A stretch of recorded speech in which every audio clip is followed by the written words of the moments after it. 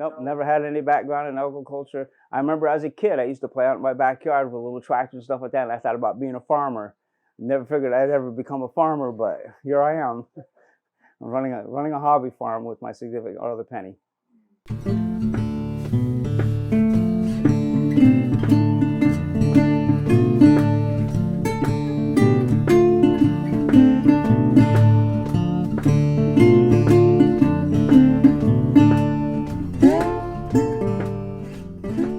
We have been here on this farm since 2017. We bought it in April of 2017.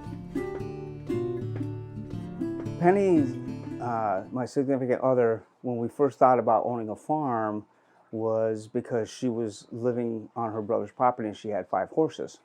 So we had to figure out, we'd been together about 6-7 years at that point. We figured we were going to try to do something on our own. And so we went around the area looking for farmland, something that had water on it, something that had plenty of room for all the horses.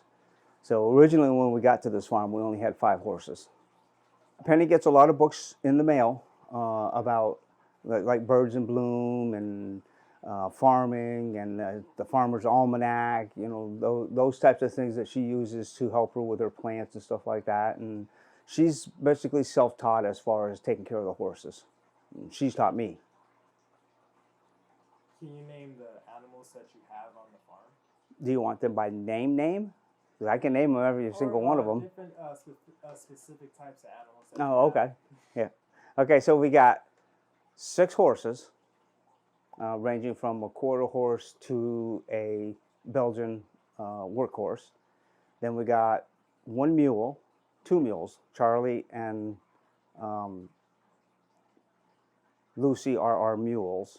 I have a mini mule. His name is Beaner, short for Jelly Bean. When we first got him, we called him Jelly Bean, and now his name is Beaner. And then we got Punchy, who was another workhorse, and then we have 2 donkeys. So the total comes up to about 13 different horse breeds that we have here on the farm.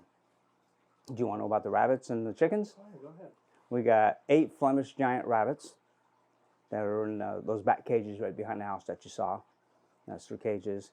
We got about a dozen chickens, and 14 geese, 10 cats, and 3 dogs. The one thing that everybody needs to understand, that every single animal on this farm is a rescue. We rescued it from somewhere, whether it be Montana, Pennsylvania, Texas, Louisiana, anywhere. Every single animal in here is a rescue animal. All the dogs, all the cats, everyone, they're all rescue animals.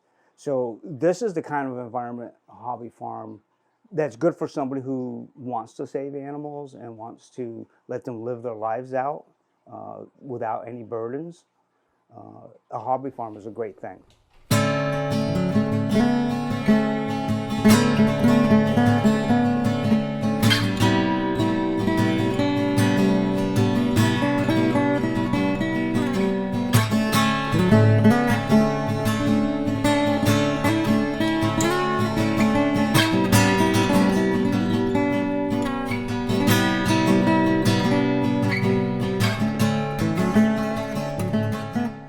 So this year on our garden plots, we grew cucumbers, tomatoes, onions, cauliflower, pumpkins, several different types of squash, acorn squash, and a lot of flowers.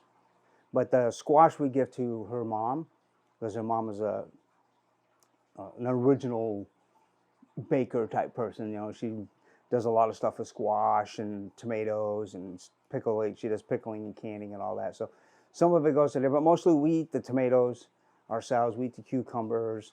We tried to go corn, but it didn't work out very well.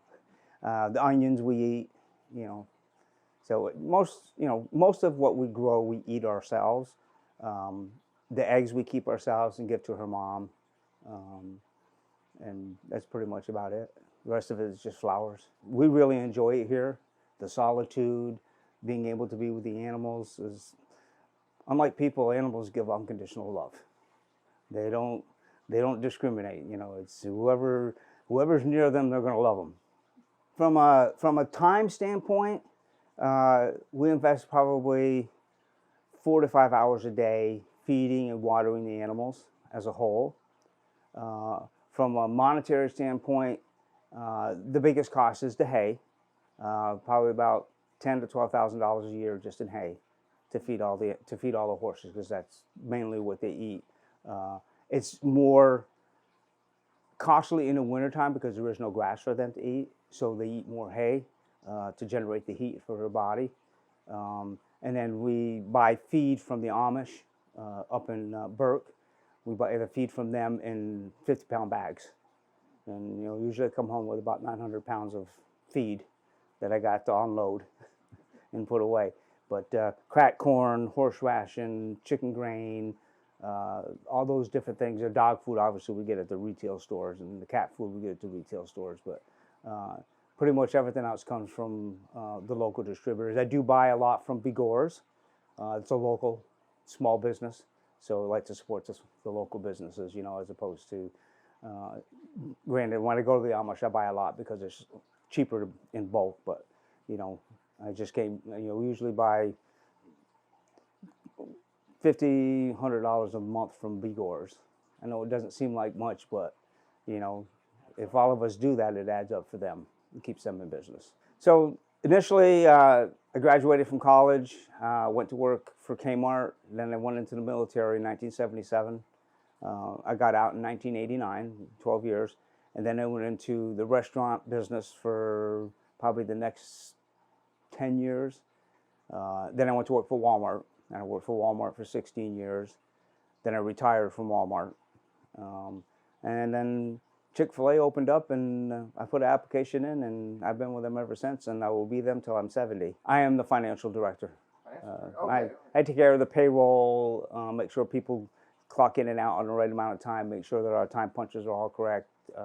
I do all the invoicing and make sure that we have to send a packet to home office at the end of the month, make sure everything is accounted for and that everybody gets paid what they're supposed to get paid.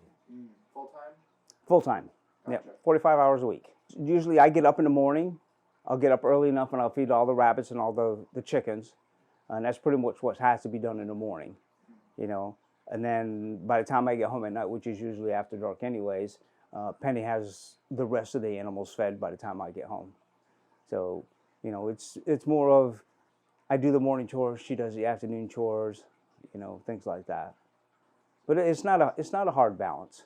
It's fairly simple. Takes about a half hour to feed them in the morning. So it's really it's not an extended period of time. And at nighttime, it's pretty much the same. The big horse over here eats special food, so that has to be prepared for him.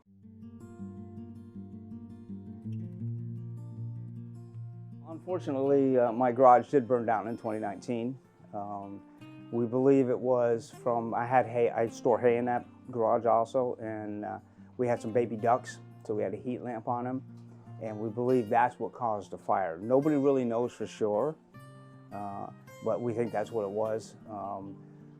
Somebody was chasing somebody in there because I had 5 ducks in there and a horse, and unfortunately everybody perished except for one chicken.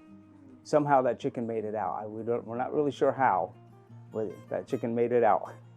And so, yeah, it was devastating for Penny because that was her favorite horse. Her name was Jasmine, and she was a beautiful horse. And unfortunately, she perished in a fire. But we have a grave marker for her. Anything that dies on the property gets buried on the property. I bury everything. That's what she wants, and that's what I do. I think if you're going to buy a farm, make sure it's the right amount of property that you want. We have 49.8 acres here, of which about 39 of it is not non-usable, but it's either sand pits or forest. We've got this area right here, that's all clear, those pastures. On the other side of that tree line right there is another pasture that belongs to us. It has another pond on it. So the animals, there's a driveway that goes in between them, so they go back and forth between the two. But yeah, the biggest thing is to make sure that you have, depending on what you want to do, make sure you have enough property or you don't get too much property. so that you can sustain it efficiently.